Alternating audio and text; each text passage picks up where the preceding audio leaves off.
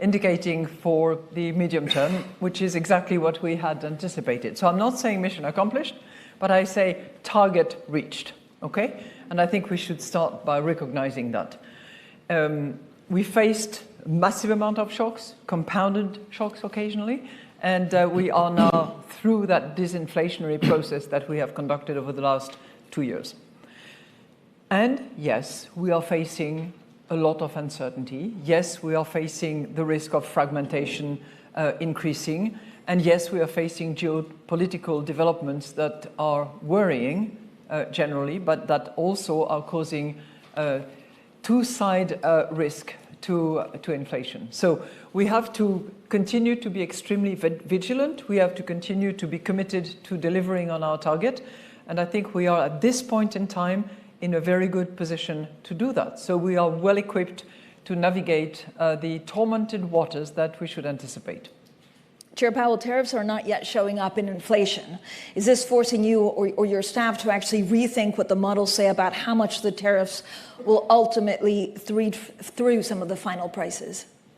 So thank you, Francine. And Christine, thank you to you and your colleagues for putting on another great conference here today. It's been a pleasure.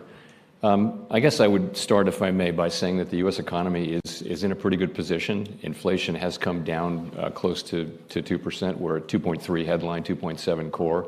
The unemployment rate is at 4.2%, so we're healthy overall.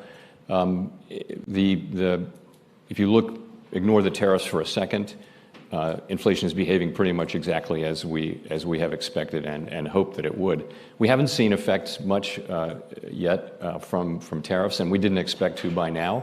We've always said that the timing, amount, and persistence of the inflation would be highly uncertain, and it's certainly improved that. So we're watching. We expect to see over the summer some readings, higher readings, but we're prepared to learn that it can be higher or lower or later or sooner than we'd expected.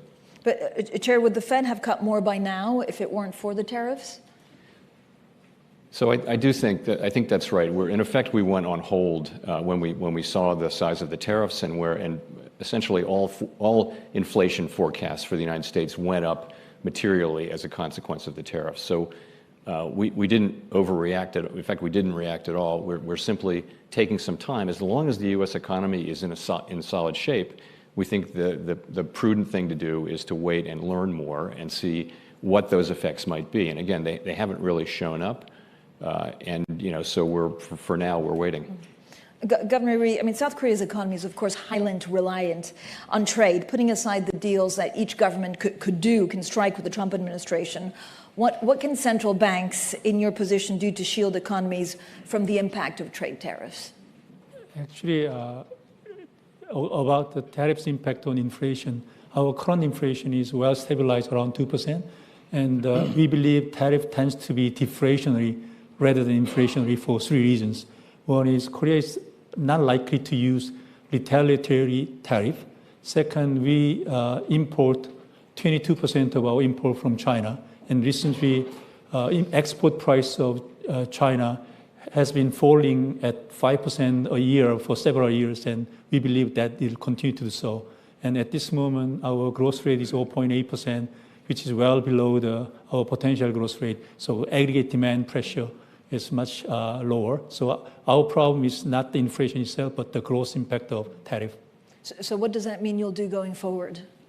Yeah, actually, we have been in an easing cycle, and we cut our interest rate 100 BP from last October. And we will continue to be in an easing cycle given our growth rate. But recently, financial stability risk has been rising, especially housing price in metropolitan area is increasing very fast. So we are keeping an eye on this financial stability risk in deciding the pace and the timing of the further cuts. Governor Bailey, you've taken the view that the latest rises in inflation in the UK will be transitory. Why are you so confident that inflation will fall back?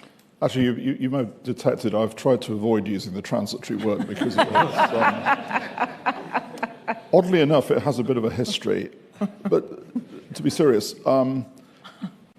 obviously any increase in inflation is an increase in inflation, sorry to state the obvious. The reasons it's gone up is really entirely due to so-called administered prices. Now, that's, as I say, that's an increase in prices, don't get me wrong. But it's not telling us much or anything about the context of the economy. In other words, it's not telling us anything really much about the balance of supply and demand in the economy. So I think the key judgment for us is, are we going to get second round effects from this, this pickup? And of course, it's nothing like the pickup of a few years ago, just to be clear.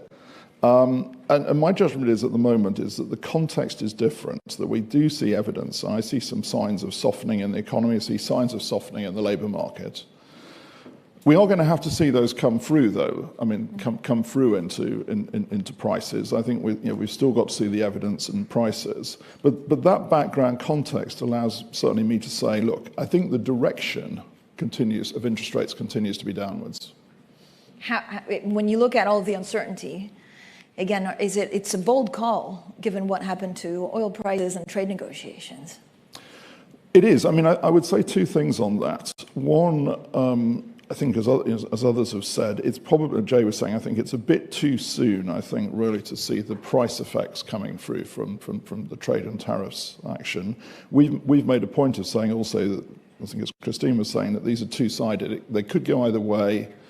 Could be weaker demand. We could see supply chain disruption. And the second thing, of course, is that some of these effects, if you take the oil price story, it's gone up, it's come down, all since our last meeting, effectively. So, we always reach for the lexicon at this point. I mean, we've added unpredictability to uncertainty. I was slightly amused at the introductory film this morning with Christine saying all these words, because it's true.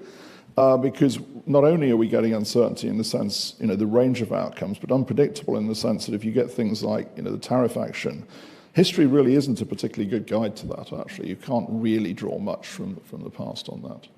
Now, Governor Ueda, you're in a slightly different situation, right? Japan's CPI has stayed above 2% for 3 years now. What do you see as the fundamental changes in your economy that make inflation more persistent? So let me say, to put it simply, as you say, headline inflation has been above 2% for almost 3 years, while what we call underlying inflation is still somewhat below 2%. That's the situation we are in. But if I could decompose it further, there's probably about 3 components to it. First, there's underlying inflation dictated by wage price dynamics, whereby increases in prices affect wages, which further affect prices, helped by resilient domestic demand. This component has been going up slowly, but as I said, it's still somewhat below 2%. Then there's going to be perhaps a second component, which will be the expected negative effects of possible tariffs on the economy and on prices. We are expecting this to take place, but we haven't seen that yet. There's a third component, which is a domestic supply shock generated by increases in food prices. Actually, this component accounts for about 50% of the headline inflation we've got at the moment. So netting these three, we think the first component and the second component will produce a slow increase in underlying inflation toward 2% by end 26 or 27. The third component, food inflation, is going to subside toward the year end. So that we will be closely monitoring interplays between these three forces.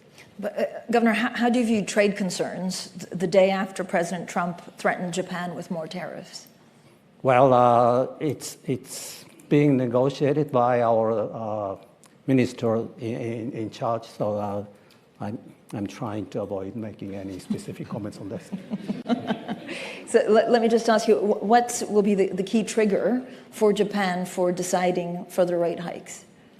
Okay, as I said, it will depend on the relative strength of the three inflation dynamics I was describing, and we need some more information to determine that.